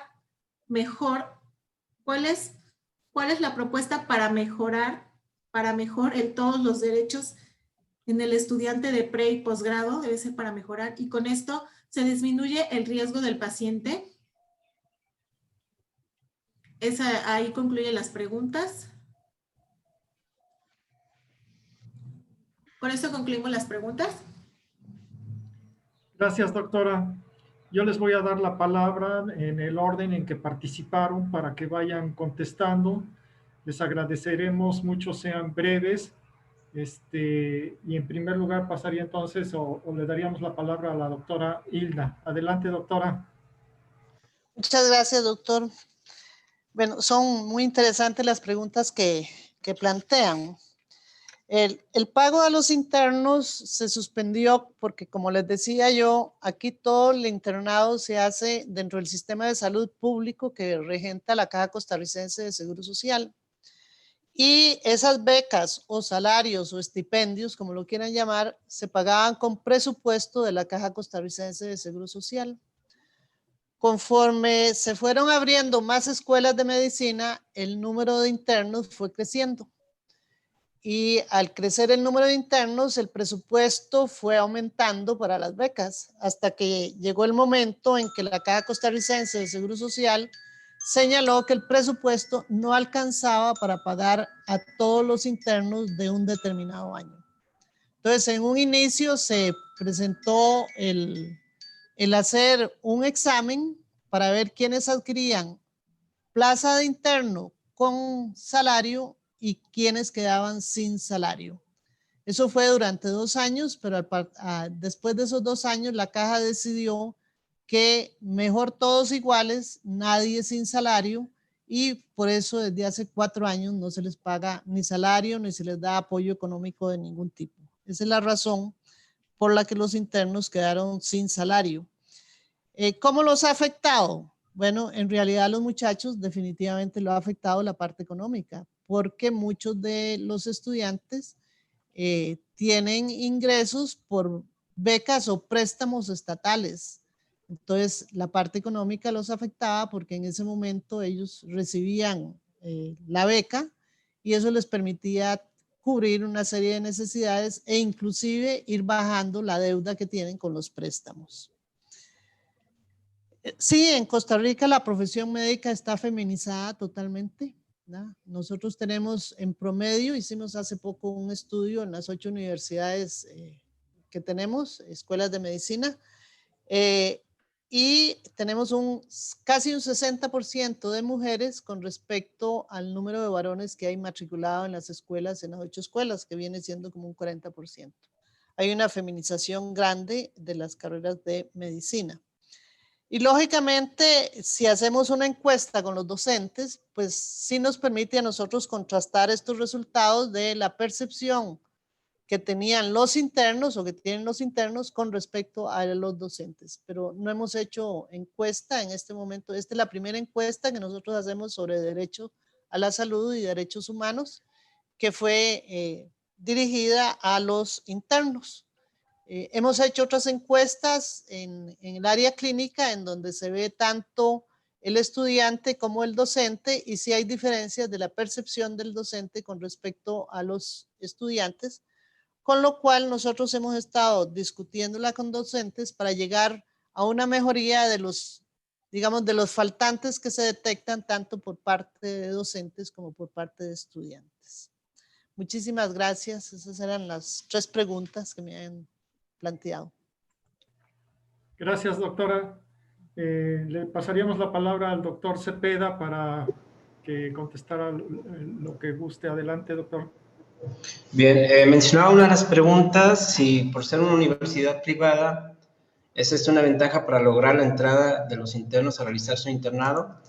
En este caso no, es una desventaja, dado que la repartición de plazas en muchas de las ocasiones para nosotros se ha vuelto inequitativa. En ese sentido, en nuestro propio estado solamente fueron considerados 3 plazas para toda la generación que tuvimos de egresados y por lo tanto tuvimos que buscar otras alternativas en el país.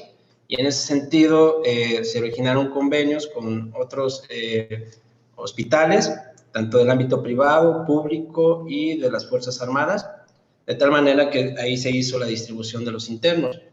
En lo que concierne a la otra pregunta, si fue el mismo instrumento el que se aplicó en la Universidad de Costa Rica y con nosotros, sí fue el mismo, solo que yo le mencionaba al final de la presentación que nosotros aplicamos ese instrumento casi al término del internado, y ahí es donde yo hago una observación en relación a que muchos de los estudiantes cuando están concluyendo su internado pareciera ser que normalizan estas experiencias que tienen en relación a sus derechos.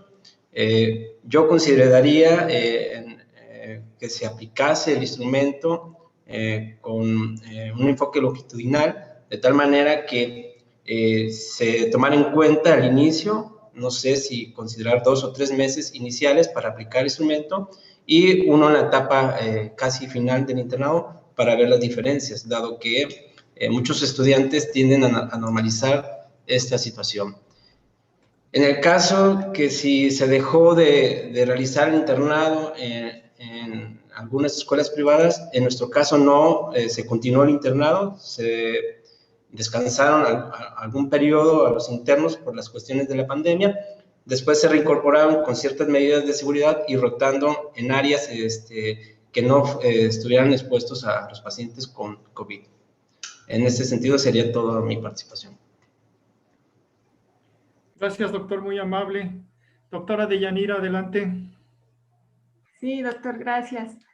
Respecto a la pregunta que se me hizo, si ese indicador donde el interno valoró, se sintió ansioso, preocupado por perder el año de internado, realmente, o perder su trabajo, realmente fue perder el año de internado, en el sentido de que en algunas ocasiones contrariedades en la información en las diferentes instituciones para el ISSSTE, el IMSS, Secretaría de Salud, de que si los dejo, los que continúen, que salgan del campo clínico, mientras que una de las instituciones los mantenía todavía en campo clínico y otros ya los habían retirado, se dio esa angustia, ¿no? De que si yo que ya no estoy en el campo clínico, ¿me van a hacer válido el año de internado o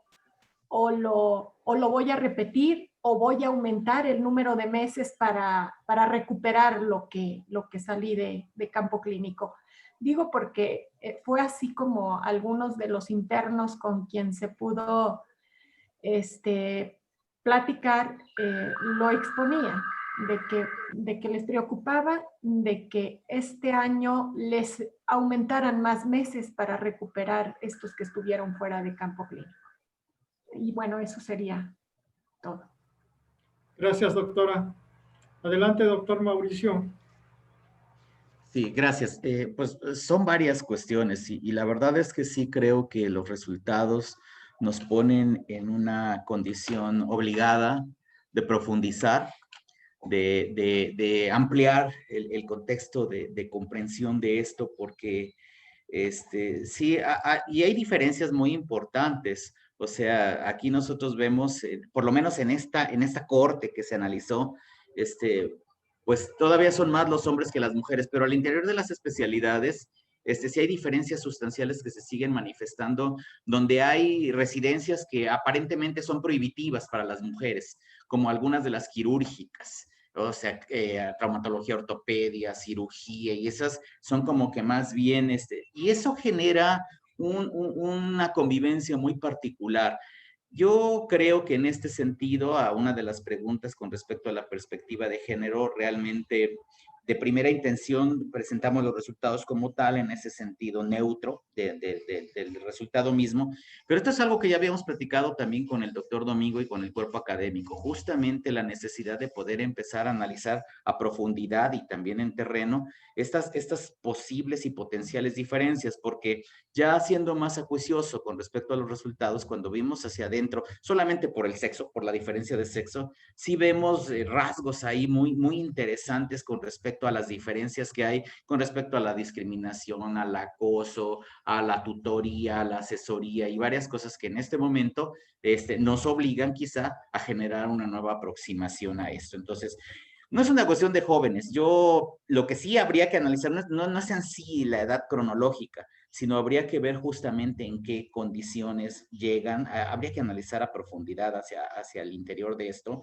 Estamos hablando de los residentes que llegaron a Veracruz, que llegaron en esta condición, y a ellos hay que analizarlos en particular, porque habrá que ver si la edad genera algún tipo de diferencia formativa distinta, si los que son más grandes ya tuvieron alguna experiencia laboral y de alguna manera u otra eso cambia la percepción, la meta, la estrategia, ya las habilidades para esto, o si esta salida inmediata, y no es para restringirla, sino para entonces para generar estrategias locales que permitan justamente equilibrar estos aspectos. Sí, yo creo que los resultados en particular son alarmantes. Sin duda, maestra Cinta, sí pegaría directamente sobre la seguridad del paciente y sobre la propia seguridad del trabajador de la salud. Entonces, yo creo que esto es imperativo que le metamos la mano a estas circunstancias para que podamos ver con estos resultados y además otros más, porque como decía el doctor hace un momento, o sea, quizá habría que ir haciendo estos análisis longitudinales con las cortes anteriores y ir proyectando también cómo se van dando estos elementos con el tiempo e ir analizando, porque yo en el momento que estaba analizando, me estaba yo acordando cuando fui residente clínico y recuerdo, y yo fui residente clínico en 1993, y yo decía, ese terrorismo ya desde entonces existía, o sea, y esas sensaciones, o sea, si yo me regresara a 1993 cuando empecé la residencia, dije, pues probablemente yo estaría contestando sí a muchos de estos elementos que en este momento ellos están poniendo. Ahora, ¿cuál sería la estrategia? No es fácil.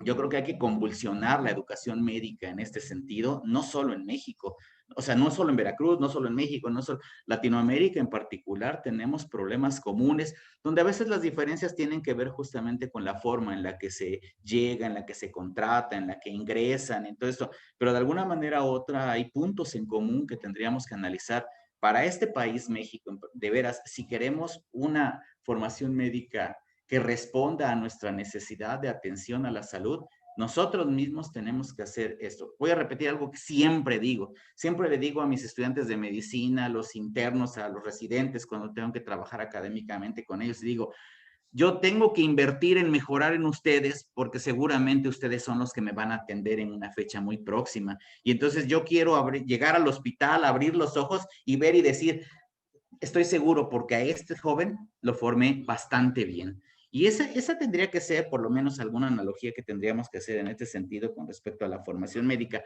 Porque si hay algo que pasó ahorita con la pandemia es que en México, ahí sí me atrevo a decir, México fue un desorden total, todo lo que pasó, y lo único que generó este desorden con respecto a los becarios, me voy a restringir a becarios, fue que los pusimos en una condición todavía de riesgo incrementado y todavía tendríamos que estar viendo las consecuencias a corto, mediano y largo plazo de lo que puede estar generando todo lo que ellos están viviendo. Perdón, muchas gracias, ya me extendí mucho. Gracias, Mauricio. Vamos a tomarnos 5 minutos más porque siguen llegando comentarios tanto en el Zoom como en el Face. Probablemente ya no dé tiempo de contestarlos, pero tienen los correos, creo que ahí mismo en el Face o en el Zoom, en el chat se pueden contestar. Entonces yo les agradecería mucho a nuestros ponentes que lo leyéramos y ya después ustedes contestan por el chat. Entonces empezaríamos con maestra Isa María Ramírez. No sé si haya algo que comentar en el Zoom. Adelante.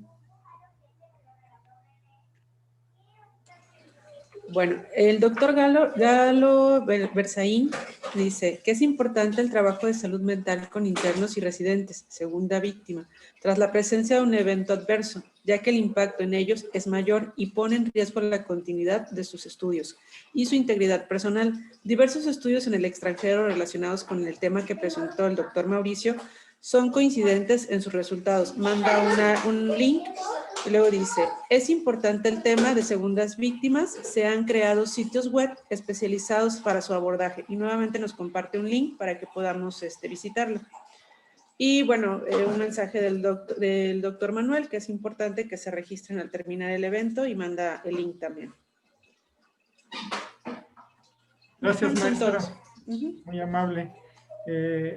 La doctora Carolina, adelante con los comentarios del Face. Sí, Emilio Emanuel Escobar Cruz, ¿qué estrategias ayudarían a comprender a los médicos internos que el error médico, que aunque es parte del actuar cotidiano y forma parte de la retroalimentación, pero también es punible en el marco legal de algunos países? Guadalupe Vargas, doctora, yo creo que es para la doctora Hilda, La falta de salario se vio reflejada en que los internos desertaran su periodo de formación por causas económicas. Merced Arriaga Limón, si el proyecto consideró aplicar la igualdad en cuestión de salario, ¿no les parece justo igualar el salario y no suprimirlo, considerando las necesidades económicas de los internos y las demandantes actividades que los internos realizan? Silvia López, pregunté sobre la perspectiva de género, desagregación de datos, porque sí es diferente la vivencia del ejercicio de los derechos desde las mujeres y desde los hombres. Y estas son todas. Gracias, doctora. Creo que yo los invito a contestar las preguntas en el chat. Y bueno, a lo largo del foro hemos recibido muchas sugerencias, muchas propuestas. El tiempo de aplicación que nos propone el doctor Cepeda, la participación o la perspectiva de género que acabamos de oír, que tampoco la tenemos fuera, no la hemos incluido. A lo mejor hemos hecho algunos análisis por ahí de sexo, hombre, mujer, pero obviamente no tenemos la perspectiva de género. Los estudios comparativos, la educación médica comparada me parece que es muy importante, ¿no? Que se abre esta posibilidad de contrastar resultados entre instituciones públicas, privadas, entre México, Costa Rica. Me parece que eso va a enriquecer mucho la perspectiva o la visión que tenemos de la educación médica. Yo les daría las gracias a nuestros ponentes por sus excelentes participaciones, a la doctora Hilda, al doctor Hilda Sancho, al doctor Cepeda, a la doctora Deyanira y al doctor Mauricio. Muchísimas gracias por su participación. Antes de despedirnos, los invitamos a nuestra próxima sesión. Recuerden que todos los martes a las 9 de la mañana estamos trabajando en este foro de aquí hasta el 1 de diciembre. La sesión de la semana que entra tiene que ver sobre la formación en seguridad del paciente, tanto la formación formal, ¿no?